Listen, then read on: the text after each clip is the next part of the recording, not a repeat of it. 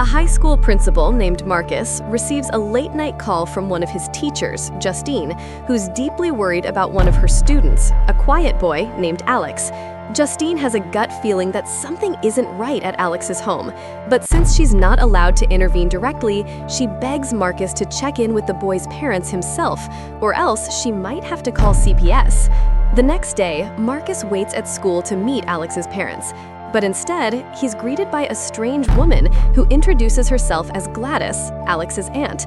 She claims that Alex's parents have fallen ill and that she's now the family's caretaker. Marcus, uneasy, insists that he needs to speak with the legal guardians directly. Gladys refuses, saying that's impossible, but Marcus stands firm, calling it non-negotiable. The next day, Gladys shows up uninvited at Marcus and his husband Terry's home, claiming she missed her bus and just needs some water. Marcus is thrown off. How did she even know where they lived? But, trying to stay polite, he lets her in. Then, she makes another strange request. She wants the water in a bowl. As they oblige, Gladys begins subtly asking whether Marcus has contacted the police about Alex's situation. Marcus grows nervous, trying to dodge her questions, and that's when things take a horrifying turn. Gladys begins performing a ritual, using a ribbon she secretly took from Marcus, along with locks of Terry's and Justine's hair. She then cuts her palm, smearing the blood on her hand while whispering in a language Marcus can't understand. Panic sets in. Marcus reaches for his phone to call 911, but Gladys rings a small bell, and suddenly, Marcus's body freezes. His eyes glaze over. It's like she's taken full control of him. Under her spell, Marcus violently smashes his head into Terry's, killing him instantly. Then, using Justine's hair, she sends Marcus into another trance, forcing him to hunt her next. Welcome back to Sandy's Timeline. Today we're breaking down the 2025 horror movie, The Weapon. As always, don't forget to like, subscribe, and turn on notifications for more terrifying recaps. And remember, viewer discretion advised, this one gets very graphic. To understand how we got to that terrifying moment, we need to go back 2 years earlier, to the quiet town of Maybrook, Pennsylvania. At exactly 2:17 a.m., something unimaginable happened. 17 children, all from the same third-grade class, suddenly ran out of their homes in the middle of the night and vanished without a trace. At school the next day, their teacher, Justine Gandy, walks into her empty classroom and finds only one student left, Alex Lilly. Every other child is gone. The town turns into chaos, with police, parents, and volunteers searching everywhere, but there was no sign of the kids. Surveillance cameras captured a few of them leaving their houses, running into the darkness, but no one could figure out where they went or why. The police immediately begin questioning Alex, hoping he might know what happened to his classmates, but no matter how much they press, the boy claims to know nothing. Meanwhile, suspicion quickly turns toward Justine. She's placed on administrative leave, and the entire school is shut down for investigation. The question haunting everyone, why did this happen only to her class? Weeks later, before the school is finally reopened, the tension is unbearable. A meeting is held with teachers and parents, but it's clear everyone blames Justine. She's the face of the tragedy, accused by parents who demand answers. Some even threaten her outside the school, forcing her to be escorted to her car for safety. Haunted by guilt and paranoia, Justine becomes increasingly isolated. The town blames her for the children's disappearance, and every day she receives threatening phone calls from angry parents and strangers. The constant harassment pushes Justine to the edge. She relapses into alcoholism and even rekindles an affair with her ex-boyfriend, Officer Paul Morgan, hoping to extract information from him about the case. One morning, she walks outside and finds the word witch spray-painted across her car in large red letters, a cruel reminder that the entire town sees her as the monster responsible. Still deeply concerned for Alex's well-being, Justine ignores Principal Marcus Miller's warnings to stay away.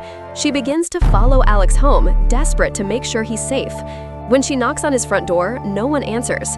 Peering through a small gap in the window, she notices that the windows are covered with newspaper, and inside, Alex's parents sit motionless in the dark, not responding to her presence. Disturbed, Justine rushes to Marcus, begging him to perform a wellness check. When she brings up the taped windows, Marcus brushes it off, saying that Alex's family has been under heavy media attention and are probably just trying to protect their privacy. That night, Justine begins having horrifying dreams about the missing children and an old woman she's never seen before. The next day, she decides to watch Alex's house, hoping to catch any sign of what's really going on. But while she's parked nearby, she falls asleep in her car. As she sleeps, an unseen person quietly steps out of Alex's house, opens her car door, cuts off a lock of her hair, and silently walks away into the night. We're then introduced to Archer Graff, the father of one of the missing children, Matthew. Still haunted by how his son simply walked out into the night and vanished, Archer struggles to move on. The loss has consumed him. It's affecting his work, his relationships, and his sanity. Archer's grief has slowly turned into anger and resentment toward Justine, whom he blames entirely for what happened. During the heated parents' meeting, he's one of the loudest voices accusing her of guilt. His obsession grows darker, and one night he even follows Justine to her home, revealing that he's the one who spray-painted Witch on her car. That same night, Archer experiences a terrifying dream. He sees his son Matthew before him, but as he reaches out, Matthew's face transforms into the same mysterious old woman that Justine saw in her own nightmares. He wakes up in a panic, shaken to his core. The next morning, determined and exhausted, Archer decides to launch his own investigation, fed up with the police's lack of progress. Reviewing smart doorbell footage from the night the children vanished, he spots something chilling: his son Matthew and another child running through the neighborhood. Their paths converge at one point, but then the footage cuts off, leaving him with no clue where they went or what they were running toward.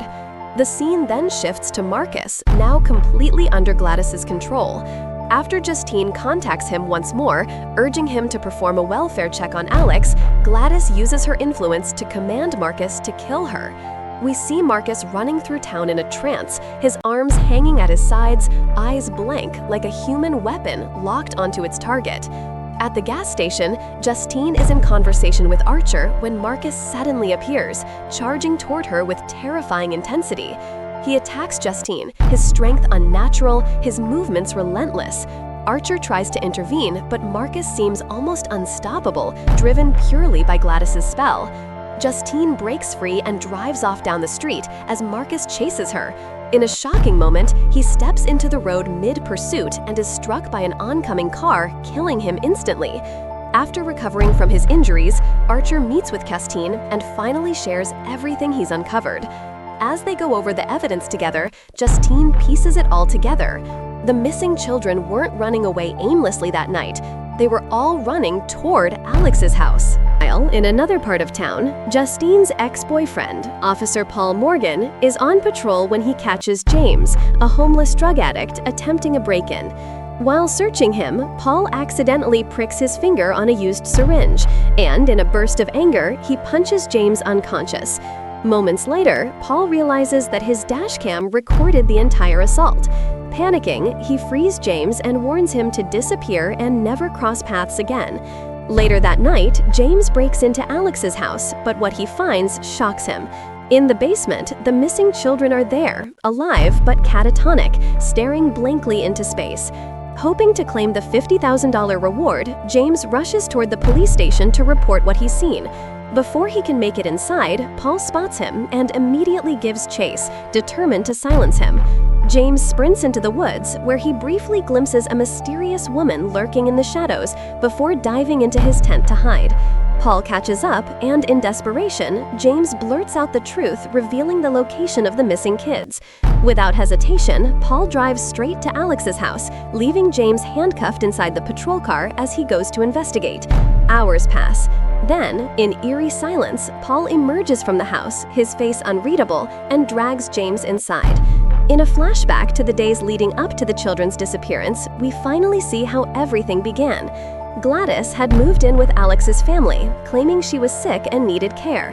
Though Alex was clearly uncomfortable around her, he had no choice but to accept her presence. It soon revealed, however, that Gladys is no ordinary woman. She's a witch. Using dark magic, she enchants Alex's parents, draining their life force to sustain her own. She forces Alex to continue his daily routines as if nothing were wrong, warning him that if he disobeys, she will use her magic to make his parents kill each other. As her body continues to weaken, Gladys manipulates Alex into helping her gather personal items from his classmates' name tags, trinkets, anything tied to their identities. With those, she performs a ritual, abducting the children one by one and imprisoning them in the basement, feeding off their energy to keep herself alive. Alex, trapped and terrified, is forced to feed the catatonic children soup every day, keeping both them and his parents barely alive under her spell. When Gladys senses that her secret is about to be exposed, she declares to Alex that they must flee before anyone finds out. Back in the present, Justine and Archer storm into Alex's house only to be ambushed by a bewitched Paul and James. In a desperate struggle, Justine manages to shoot and kill them both with Paul's service pistol. Downstairs, Archer searches for his son, Matthew, in the basement, but Gladys uses her magic to enchant him, turning him against Justine. Meanwhile, upstairs, Alex fights back. Dodging his own possessed parents, he seizes a strand of hair from Gladys's wig and recreates her spell, reversing the enchantment.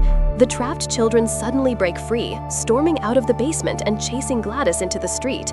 In a terrifying but cathartic moment, they tear her apart, ending her reign of terror. With Gladys's death, her victims are finally freed. Alex's parents remain catatonic, but the rest of the children begin to awaken from their trance. In the aftermath, Archer reunites with Matthew, holding his son tightly as relief washes over him.